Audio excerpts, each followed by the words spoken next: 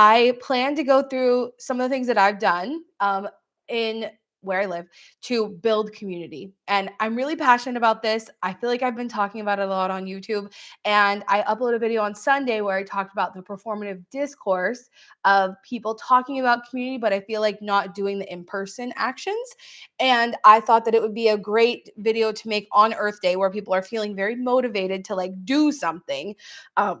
I thought it'd be a good YouTube video to talk about things that I've done so that maybe it could inspire you or actually make it make sense. Because I feel like a lot of people are out there because of the discourse talking about building community, but not really saying what that looks like or easy ways to do it. So I came up with a few of those that I've done that I want to talk about. So I super would love to. Oh, yay. Hi, everyone. I'm going to try not to get distracted by the live chat because I do just want to, I want to get through this. And then when I get through all the things I want to talk about, then we will chat and yap with questions that you have at the end or suggestions.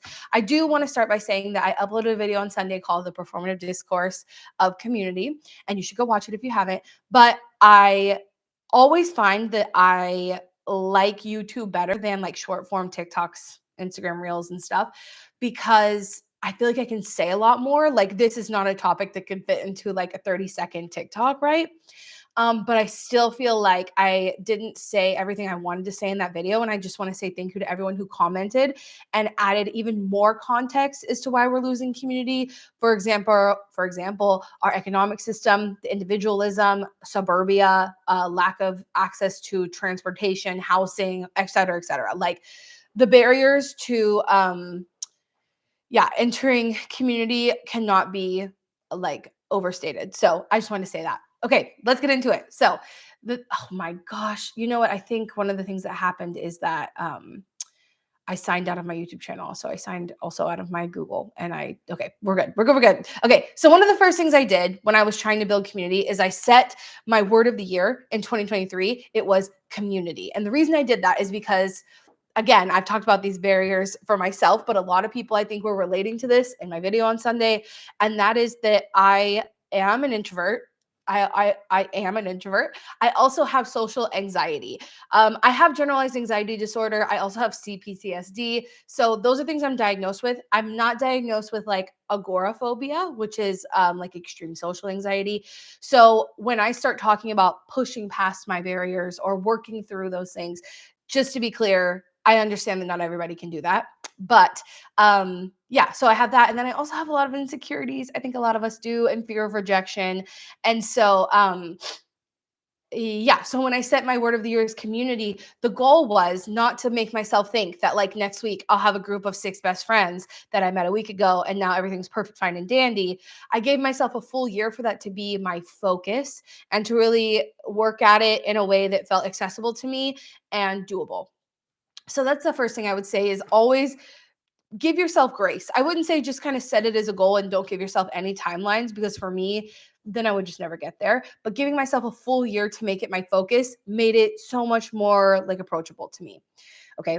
So let's talk about some of the things that I tried when I wanted to try to do community.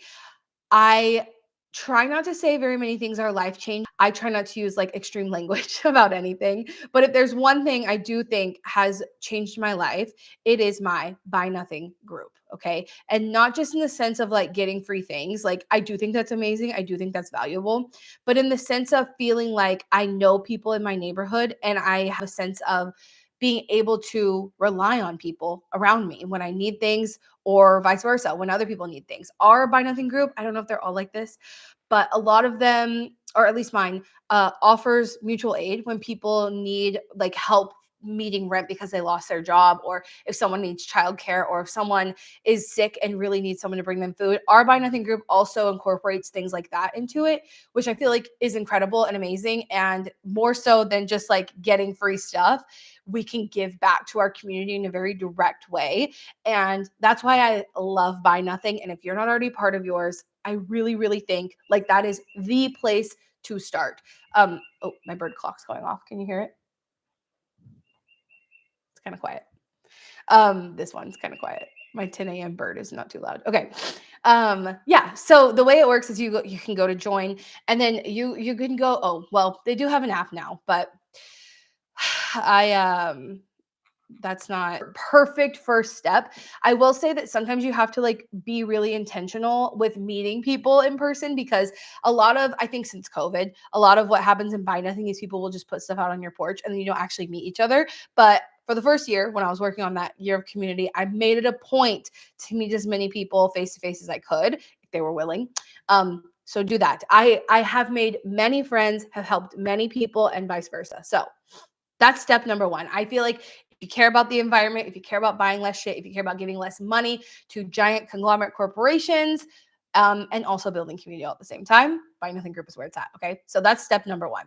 Another thing that I did is I always wave at people when I'm in my front yard. I know that sounds small, but if you don't start small, you're never going to get to those bigger goals that you have of maybe like having best friends or needing to rely on people, or we'll talk about as the like situation, what do you call it? Like the story of my community building has gone on. If you want to get to where you're mobilizing those folks to do something about a cause, you got to start small with things like waving. So I make a point to do that. If I see someone in their yard, I make a point to talk to them.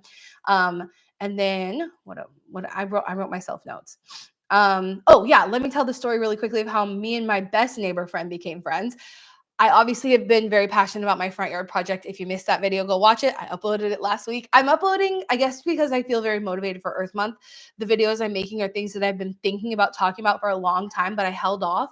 And so you get to hear more about my yard project and my community building project all in Earth Month. But I was working out in my yard and this car drives by, and literally this woman stops, gets out of her car and says, "I've been waiting to see you out here because I need to be your friend. I love your yard." And I was like, that's wild, because the impression I was getting from like my direct immediate neighbors is that they weren't so sure about it. That's a whole other story for a whole nother day. But that's how I became my best friend in the neighborhood. We hang out every Thursday. We do crafts together. She was a huge part of teaching me how to sew. Like, she's a huge part of why I even know how to sew. She's gonna come over on this Thursday and help us learn how to cook. Well, not us. I know how to cook. Madison's not so great at it. She's the one who came over and helped me. I talked about it in a video that's coming up soon, a gardening update video, but we lost one of our chickens. They came over and helped me deal with that because Madison was out of town. So yeah, sometimes it's just as simple as like making it a point to say hi to your neighbors. Okay. So yeah, that's a situation that I wanted to point out. Okay, cool. So then after that, let's see. I talked about how me and Rebecca met. Then I started going to events. So I can talk all day about going to community events. You should go outside more, meet people more, etc. But I started small and I found one group, organization, even if it's a person who like goes to do things a lot and talks about it on social media. Starting with social media made it a lot more accessible, approachable to me. So let me shout out one of my really good friends. Her name is Reza. She runs an organization called June. It used to be called Sustain the Mag, but she changed recently. This is her. And I essentially found this her page, and I started going to events that she was hosting.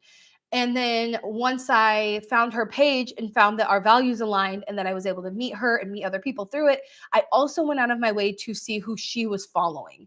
So sorry, I'm trying not to look at the chat. We'll go over some of those things at the end, but feel free to leave them in there and we'll go over it later. Anyway, so then I started looking and seeing what organization she was following, what people she was following. And it honestly, everything progressed so quickly from there. Like I made friends with her friends and the people who would come to those events, and the organization she would collaborate with, they also host events. And I basically made it my goal every time I went to an event to leave with one person, just one person's Instagram or phone number, one of the two. And I just started really slowly like that. Now, if I go to any community event in Austin, I will know someone there. And that is because I put in the work in 2023 to make sure I met someone every time I went to one of those events.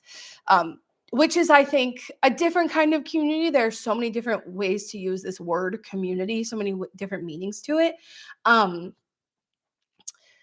And that type of community is like I guess maybe more my activist community, if that makes sense.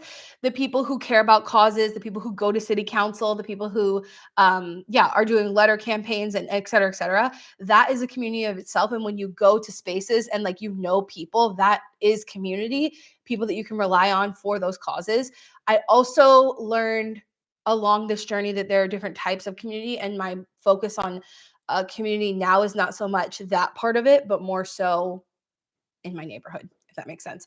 So there's like the activist community version, or activist event organization, I would say, version of community. Because then the next thing I tried was becoming a volunteer, like an official holding a role as a volunteer. So there are a few different ways that you can do that, or a few different ways I did that. I'm just going to recommend to you what I did, and then you can decide what works for you. But the first thing I did was not this one. The first thing I did was this one. Okay, so Austin has a program, I guess you would call it, called Zero Waste Block Leaders. The website's really giving a lot here, don't you think? Yeah, it's a city run organization, so the website's not great. There's not a lot of information here, but I wanted to call that out because it was an easy way for me to plug in and meet like-minded people, and not only to meet like-minded people and build community in that way, but it was a way for me to get educated on and always updated on the changing landscape of waste management in Austin, and then bring that information to my neighborhood. So recently we had a change to um, our bulk pickup system. It's like when you can put big things out on the curb and a truck will come get it. Usually that happens like a couple times a year, and it's the whole, like, you'll get a note on your door telling you when bulk pickup is and you put your stuff out. They recently changed that to you have to schedule when you want to do your own bulk pickup. So, and knowing that, like getting that information as a zero waste block leader and being able to explain that to my neighborhood is like a great service, and one of the reasons I decided to become a zero waste block leader. So that's one way I volunteer. That is a good way to plug into people who are like-minded, um, and where you can feel like you belong somewhere. Another one is this one. I did become a Texas Master Naturalist. Talked about this a lot. Their website's a little bit better, eh? They have different chapters all over Texas, the Texas Master Naturalists do, but almost every state that I'm aware of has a Master Naturalist program, even if there are only a couple and they might not be as close as mine is. Like Austin, the Austin area itself has, I think, like 3 or 4 chapters. And it's not always that accessible, but this is a group of so many people from so many backgrounds, so many demographics. Like it's an incredible group of people. When I went into it, I thought it was going to be like just old white men, and it's not. I think my chapter specifically is making it a point to make it less that, so it didn't feel just like that. But this is a great way to get plugged into your community. I highly recommend you look up your local Master Naturalist program and see where the closest one is to you, because not only will you make friends, but you'll get to learn about so many things that are very specific to your like ecosystem, your environment. And it's one of the best things I did was get certified as a Master Naturalist. So highly recommend that as well. And you have to volunteer for our program. You have to volunteer 40 hours a year to maintain your certification. So you're constantly giving back to your community by doing something like this. So it's another thing that I did. And then the last volunteer position that I took up, oh well, it's technically 2 other ones, but you can join something called, well, in Austin we have boards and commissions, and we have boards and commissions on a plethora of issues in this city. So anything that you care about, if you live in a bigger city, if you live in a smaller city, they probably have committees that you can join that maybe aren't as pointed. But in Austin, we have boards and commissions on literally everything, from LGBT causes to elderly causes to like building permits and things that are far beyond my scope. But the thing that I did was join the Parks and Recreation Board.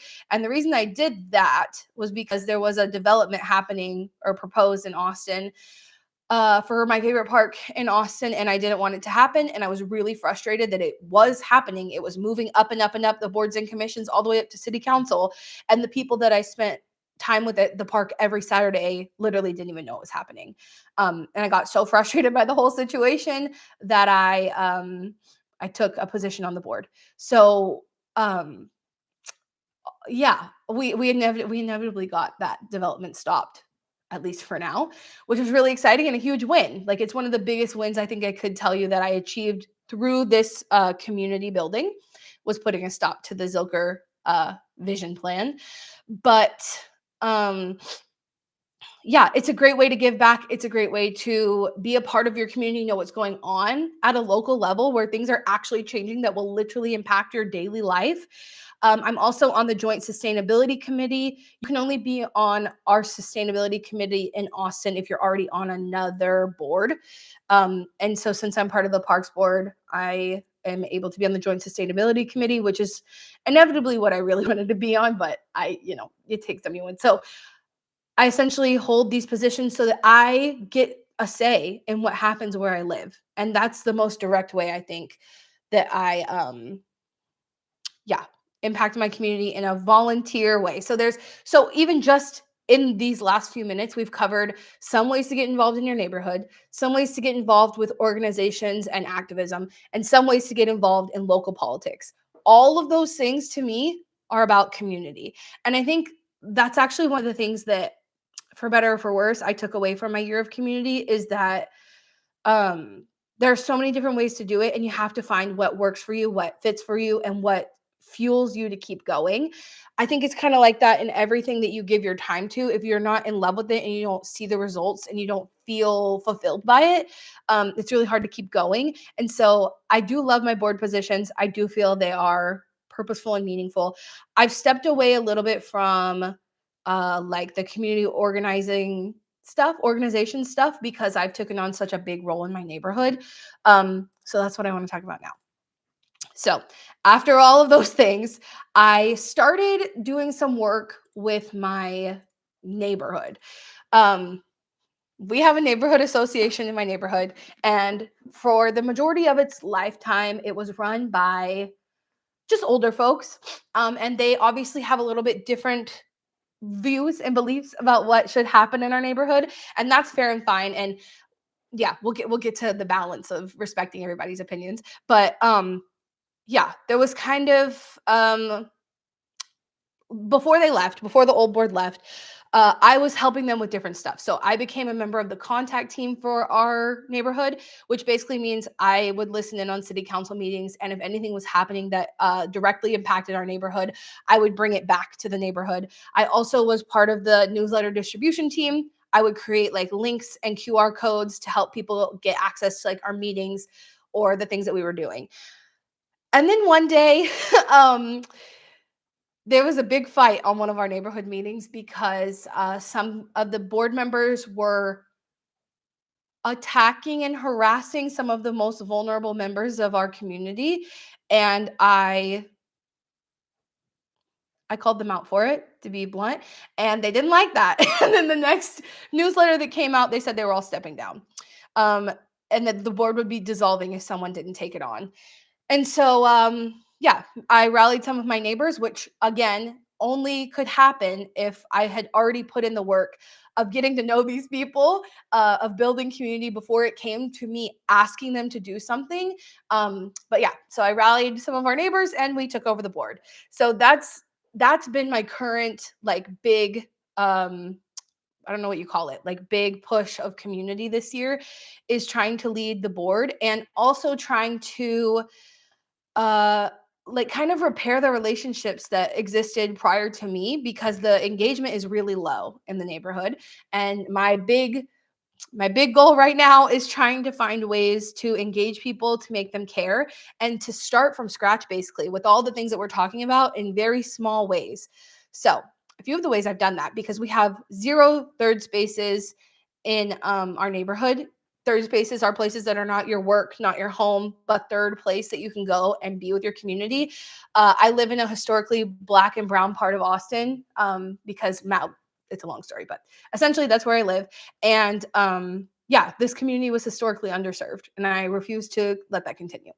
So yeah, we're starting from like scratch, trying to engage people and see what they even want. That's like one of the big takeaways from taking on this position is learning how to incorporate everyone's feelings, because the neighborhood, some of the original homeowners still live in this neighborhood. We have all of the original homes in this neighborhood, and trying to connect the people who are coming in as people are passing away and buying the new homes. We have a very like transitional neighborhood right now. So trying to incorporate what everybody wants and everybody needs from the neighborhood has been a big learning experience for me.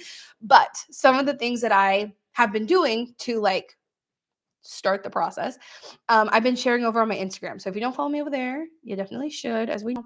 But I want to walk you through a couple of things I did. So because we have no third space, again, because of the lack of funding, because of the historically minority majority population in our neighborhood, I've been trying to come up with free ways and ways that we can connect even if we don't have a place to do it. And sorry, I think it's the last I think it's the last one on this post, but I started a series called Walk, Talk, and Tidy. And I'm sure you can imagine what that is. And it's less about the trash cleanup. I would say, like, my main motivation for doing it is not necessarily to pick up trash. It's to talk to my neighbors, and it's to give people something to do. Because I think if you just ask people to like come to a meeting, in my experience so far, people don't really want to do that. People don't really want to come and listen to like the code violations happening in your neighborhood. It's not fun to do that. But if you give them something to do, it's a little bit more fun. People will come out. So we had a decent turnout, honestly, for the lack of engagement that we had seen before that. Our first Walk, Talk, and Tidy, we had a decent turnout, and I was really happy with that. So then I kept going, and I'm working on a few really cool projects right now. But we have done not only this. Oh my God, what did I do to myself?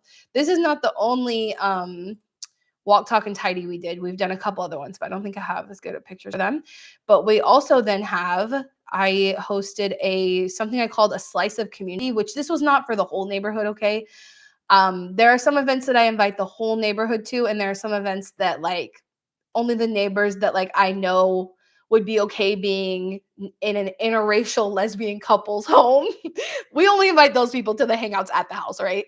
So that's what this was, a slice of community. Basically, we ordered some pizzas from a local pizza place, and we just handed out these invites to our neighbors, and also got a good turnout from there. I think almost everyone we invited came, and we had like 15 different households come. So yeah, those are just some examples of things that you can do. Now, I don't think I have pictures of the other things that I'm working on right now, except for this. I'll show you this. I'm working on a few other things in the neighborhood that I'm really good about. And one of them is this community stand. So this is something that's kind of like a little free library, but it's going to be so that we can have a bulletin board, so that we can have, we're going to share seeds. I think if anyone's ever grown a garden, you know that at some point you just have too much shit, too many zucchinis, too many tomatoes, that you just can't get through them all. And this is a way for everyone who's growing those things to share with each other. I will have a full breakdown on how I built this in an upcoming garden update video. And so stay tuned for that. But this is this is a big project I'm working on right now for the neighborhood specifically. Oh, I'm not on the right page. Yeah, and there will be a library part. That's what this little part down here is for. It's for books. And then we'll have a bulletin board. We'll have like seed sharing, produce sharing. I can give my eggs. I already give my eggs to my neighbors for my chickens, but this is a way to share with more people. And I feel, obviously, with the price of living is so insane, and groceries especially, and eggs have been such a topic of conversation, that I feel like I have something free that I can give out to people who are hurting right now, to encourage them to be involved in the neighborhood. Say less. I mean, do we need to get more chickens? Or I really do want more chickens, but Madison won't let me have them. And then the other thing I'm working on is something called a garden tour. Obviously, I'm very passionate about gardening, growing things, etc. And so because we don't have a third space, we don't have a park, we do have a library, but it's not in our neighborhood. We don't even have a coffee shop. We don't have anything. And so yeah, so I've been trying to come up with things that we can do with our neighbors that are free, that are easy, even though we don't have a place to meet. And I came up with a garden tour of our neighborhood. Essentially, I made a Google form for anybody who wants to share their garden with the neighborhood. You just apply, say what you want to show off. And essentially, we will gather a group of people and we'll walk around the neighborhood. I'll organize the stops before we go, and we'll give each neighbor like 30 minutes to show off their front yard, their backyard, whatever it is they're growing. And I felt really proud of that idea because it gives people a way to show off something that they're excited and passionate about. And if you're on the tour, obviously you're excited and passionate about it too. And so, yeah, it's just a great way to get everyone together for free, which is like a huge part of this for me. We don't have a lot of money with the neighborhood association. All of our dues are voluntary. So we just work with what we have at the moment. And so I want to organize something that is free, that also gets people excited and involved and gets to know each other, right? Like if someone is sharing something they're so passionate about with you, like their hard work that they put into growing plants, well, then you're gonna have a much bigger appreciation for that person once you see all of that. So yeah. Those are all the things I think I wanted to talk about. Did I forget anything? Oh, and then I was gonna say, like, all of this work that I've been doing in the neighborhood specifically led up to me being able to rally my neighbors for a recent budget meeting. So recently, the city manager in Austin has been going around hosting meetings, hearing what people want the budget to go towards, etc. And because our community is historically underserved, I was able to rally my neighbors to go to his budget meeting and say, hey, we are historically underserved community. This is why we deserve a green space in our neighborhood. And it's not just coming from one person, it's coming from a whole group of people.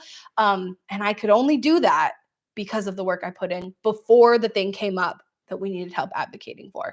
And obviously there are like unlimited amounts of studies showing how having a green space in the community is better for your health, for the environment, for like it's a whole well-being thing. So I was really proud of that. And yeah, I hope that gave you some motivation as to how to get involved in your community, small steps to take, and that can lead to bigger actions like stopping a development of a park, a redevelopment of a park. It's a weird way to hear that because I would love a development of a park in my neighborhood where we don't have one, but they were trying to take a park that is perfectly well, and the changes they wanted to make didn't align with what the community wanted. And so those are two big things I've seen: stopping the redevelopment of a park, and also getting the ear of the city manager and telling them why we deserve one where we live. So yes. Okay. Now I want to go through all of your questions, all the things that you've been saying in the chat. I haven't been seeing them, but I can scroll back up and you can also throw them in here right now. Questions, concerns, what's the word, barriers that you have dealing with this sort of thing. That would be amazing. Oh, thank you, Victoria. I have a light right here. Okay. I think the light is doing me a lot of justice. So let's just say that. But also I did get sent this shirt from a sustainable brand. I didn't buy it. Okay. I didn't buy it, but I really like it. It's just a t-shirt, but you know, when you put on a t-shirt and it just fits right, I don't know, something about it, man. Okay. So I appreciate that. That's very sweet. Let me see. Oh, I was also going to say, while you're dropping your questions in here, that I also want people to know that like there are different roles that everyone plays in the community, right? Different skills you have, different parts of your personality that you can offer. And I've seen a lot of people when I talk about communities saying that they're introverts or they're shy or et cetera, et cetera. I totally understand that. I myself have social anxiety. Like I already talked about, I'm an introvert. I have fear of rejection. I have insecurities. But I will say that everybody plays a different role in their community, right? So for some reason, even though I have all of those problems, public speaking, I feel like I'm really good at. When I have to host meetings, I'm good at that stuff. I've taken on several leadership roles in my life. And so I feel like in an organizational sense, I kind of know how to lead. That's a good role I have in the community. Problem solving, I'm very good at problem solving. I would say it's one of my best skills. So that's me. I know my role in a community organization is somewhere with those things. Madison, not good at those things. Madison, not good at public speaking. Madison does not want to make decisions, not a problem solver. But what Madison is good at is actually talking to people and making those initial and then ongoing connections. That's not something I'm good at, right? So if I think that going out and finding a community means I have to do all of the roles, especially those ones that I'm not good at, well, yeah, it's going to feel really hard and scary and I'm going to fail. And I did, to be honest with you. I did do that for a while and thinking that I just wasn't good at the community thing. But I think even if you're just someone who shows up and helps have solidarity in numbers, that is a role. If you're someone who can go door to door and ask people to come to a meeting, Madison, that's your role. And if you're someone who can create an agenda and find a place and then speak to everyone with a tone that makes people feel heard, that's another skill. So you don't have to do the things I'm doing. I'm just here to give you examples of things that I have done in ways that I can speak to that have worked. But your skills and your role in a community might be completely different, and the things you care about might be completely different. And so, where you're finding community might be very different. I'm just giving you the view from my end of how it has worked. So, thank you. I appreciate it.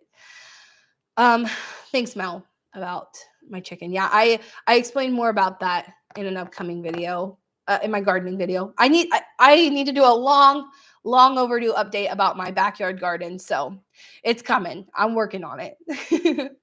Getting involved in local politics. So, I could do a live stream about that. Okay, so whatever. I don't need to get into how YouTube analytics work and all the back end of things. It's not really a YouTube video I would make, but honestly, my experience of getting involved in local politics went something like find a cause I care about. I actually learned about the causes I care about from social media, if I'm being so honest. It's hard. They do not, even in Austin, where I feel like they do a good job of community engagement in many circumstances. And obviously, we have a more progressive local government in Austin. Their websites and keeping people informed, it's not good. So the way that I usually keep informed about what's happening in city council is through organizations that do that. I listened to when I was on the contact team for the neighborhood. I listened, like you can listen to the meetings they're on Thursdays, to the city council meetings, but uh, yeah, it's just a lot. It's a lot to take in, obviously. So I would learn about things that are happening from watchdog organizations, basically people who are paying attention and then reporting on it on Instagram specifically. And then when I saw something I care about, I would go to city council to speak on it. So you could go to the very next council meeting happening in your city, in your town. You can speak about anything you want. You can sign up to be a speaker and talk directly to city council in the public setting and tell them how you feel about what they are or are not doing. And I think that's like the easiest way to get involved on a small level. Well, it's the second easiest way. The first easiest way is obviously writing an email to your city council person. I think that's an important thing to do too. But yeah, once I learned about the issues that were happening, I signed up to speak at city council. Okay. And then from there, I made friends with a few people who were really involved in the Zilker redevelopment in the vision plan. And we kind of helped each other learn how to go to each other's council person town halls, and how to sign up to speak at city council. And then as we were kind of plugged into how to do that part, because that's a very different role in your community that is completely valid and important and needed. But then there's the step up of taking on a position where you're making those decisions. So honestly, becoming a board member, becoming a member on the Parks Board and on the Sustainability Committee was as simple as applying online. If I'm being so honest with you, my city council person is so absent. It's really frustrating, again, because I live in a district that is very underrepresented in so many ways. And it's really unfortunate that our city council member is so absent. It makes me really frustrated. But I bring this up to say I got appointed to my board position without her ever talking to me. I don't think that's normal, but it is to say that if you want to be involved, you just kind of have to show up. I honestly think that because I had been speaking at city council a couple times, that was enough for her to be familiar with my face to appoint me to the board position. So yeah, the application, the chair had to be open. There was a whole drama about the person who got kicked out of my seat prior with unethical practices. And so I knew that my position was coming open, and then I just applied online. So I don't know if it's the same all cities where you live, but it was as simple as that. I had to go through an orientation, and then my meetings happen every third Tuesday. No, fourth Monday. They're on Mondays. I don't know what I'm talking about. Anyway, fourth Mondays of the month. I don't remember what it is. It's next week. Okay. I know that much. And Yeah, and then like the agenda, you can also go and look at any border commission's agenda and see what they're talking about. They'll post that usually like the night before the meeting, and put them on your calendar. And a lot of them, in my experience, you can watch them online and actually learn how that process works. So I hope that's helpful. Yes, this is going to be saved, Natalie. My goal with this video is that it can serve when people ask me to talk about how to actually like become a community member, how to build community, like what that actually means, that they can reference this video. So we are definitely going to save this to go on the channel. Yes. Oh, okay. Sorry. Just reading through your comments. Ooh, this is interesting take. I think Americans in general do need to get more comfortable with being uncomfortable, and being nervous is different from being unsafe. I agree with that, actually, very much so, because I do. Yeah. Well, okay. Speaking from obviously a white female's perspective, I my experience is like our nervous system doesn't really differentiate, right, from feeling safe or feeling uncomfy. It all, for me, triggers my anxiety and my panic attacks and like my heart palpitations. It triggers it all the same. But that's why I kind of call it exposure therapy, because I did it little by little and my nervous system got used to being in those situations. There are other people who have different identities, may feel unsafe in many spaces, and that's completely understandable. Um, Although I will say a lot of my community organizer friends are not white and they put themselves out there. So um, at the very least, we all got to try to do a bit of our part.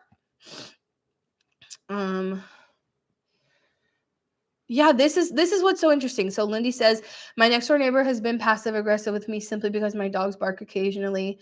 Want to connect with my neighbors. What's worked for you when navigating conflict? Oh my God, that's a great question.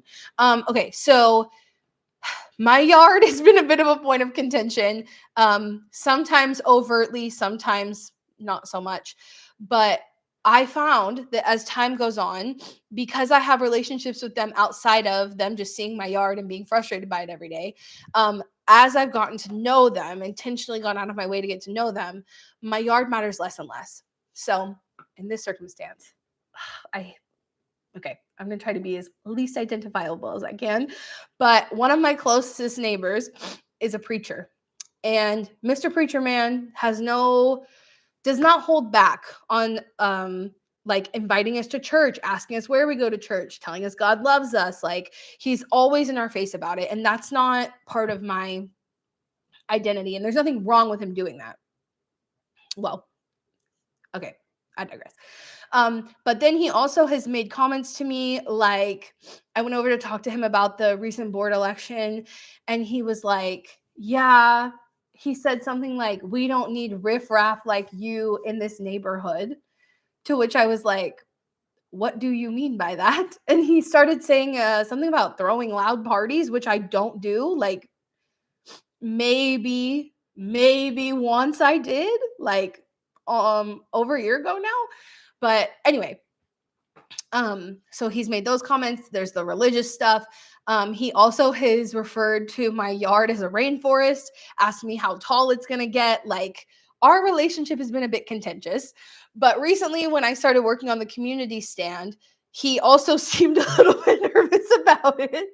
And I just kind of I always try to keep my cool, and I always try to engage with him in a way that is still approachable. Like I don't want, like, even when he's doing this weird contentious stuff with me that he's doing, I still try to just be nice and pleasant to him.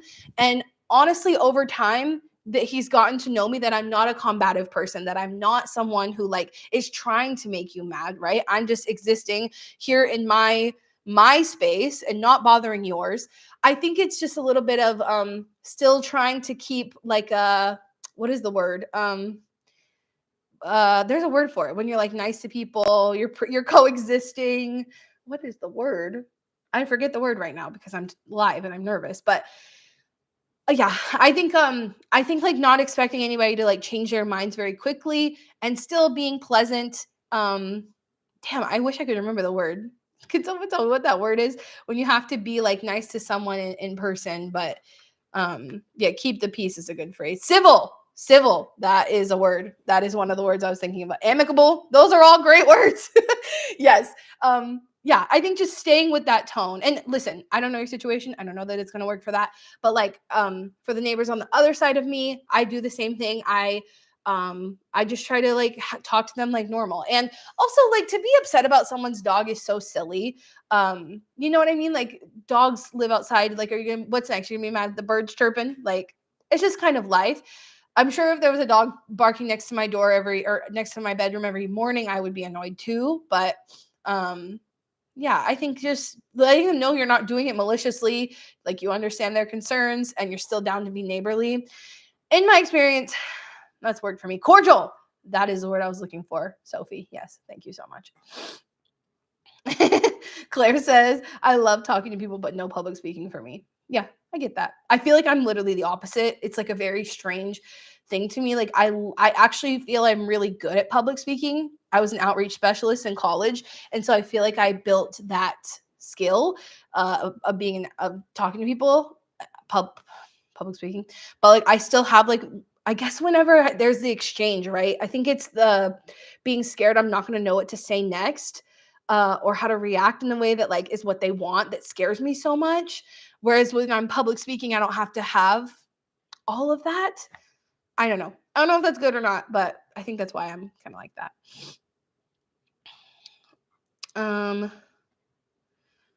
Let's see. One of my favorite things about my neighborhood is that people put out boxes of free stuff on the street for people to take from. I guess it's easier in a neighborhood community versus spread out suburb. Yeah, yeah, I guess suburbs. Okay, yeah, like obviously all of our living situations are different. I know a lot of people live in apartments, people live in neighborhoods like mine, people live in neighborhoods that are much more spread out than mine. But I do think that's why the Buy Nothing group is so great because you can share with your community and people can know that you have things that you're trying to give away because some people in the neighborhood are older neighbors. They don't like when things sit around. That's like their biggest concern about the bulk pickup changing is that things will be sitting around the neighborhood and it will not look good. And I just, something about me is I just don't care about aesthetics like that. Like, I guess maybe if I was trying to sell my house, I would care. But when I bought this house, there was a dumpster in the house next door and it was clearly abandoned. And that didn't stop me from wanting to buy this house. I don't know. Like, I don't know. Anyway, yeah, I think some people care about aesthetics a lot more, and I just it's not really a thing for me.